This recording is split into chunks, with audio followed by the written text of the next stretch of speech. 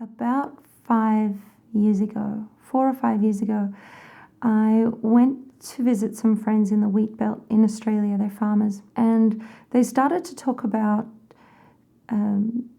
demons and curses and deliverance and different things like that. And I was kind of intrigued, but also a little freaked out, because you think of things that you see in the movies, and I was like, not sure about all of that. So I listened, and then they gave me some books to read, and I did some reading about things. And at the time, and for a long time before, I had serious arachnophobia, to the point where I'd be paralyzed with fear. If a tiny little spider was in the bathroom, I wouldn't be able to leave if I didn't see it on my way in. And if I walked through or touched a spider web, I would be shaking and crying and just terrified, just so bound up with fear. And it was completely irrational and not very handy when you live in Australia, because there's spiders everywhere. So my husband knew as well. He would see, if I walked through a spider web, he would know to just come straight over to me and reassure me that there was nothing on me, and, just really try and calm me down, because I'd have a panic attack. And out in the wheat belt, there are lots of spiders.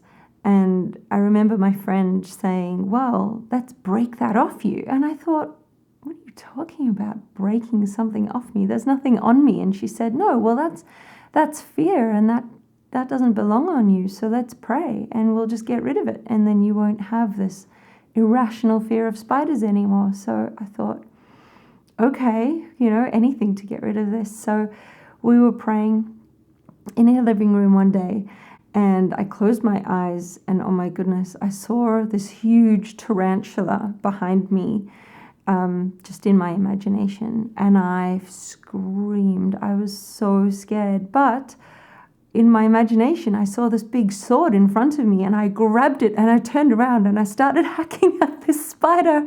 And it must have looked like I was completely insane. But by the time I'd finished, I put it down, and we prayed again, and I felt normal. I felt fine. That evening, we were all sitting down watching TV, and there was a big huntsman spider. And in Australia, these spiders that are called huntsman are huge, and you can get them as big as side plates. This big huntsman spider came running and stood right in front of the TV, which was low down to the ground. And I was right in front of it, and I saw it, and I was like, oh, there's a big spider there. And usually I would be on top of the couch, hanging onto the ceiling fan or something, screaming. And everyone looked at me, and then my husband hopped up to grab a glass and something to catch the spider, and he did. And it started kind of dancing around inside the glass, and that would be enough to give me a heart attack. But I looked at it, and I was like, oh, look, poor thing, it's really scared. Let's go put it outside. And so he just went and threw it outside, and he threw it on top of a drain that went straight into the bathroom, and he didn't realize. So late at night, when I went to the bathroom, I turned on the light, went and did my business, and then I looked across, and there's this huge thing coming up out of the drain with half its abdomen coming up.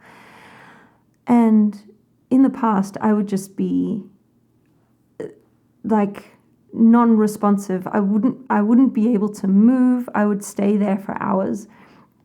And I just thought, oh, there's that spider. And I just kind of walked out and turned the light off, and I went to bed, and I said, hey, that spider got in. It's in the bathroom. and I went to sleep.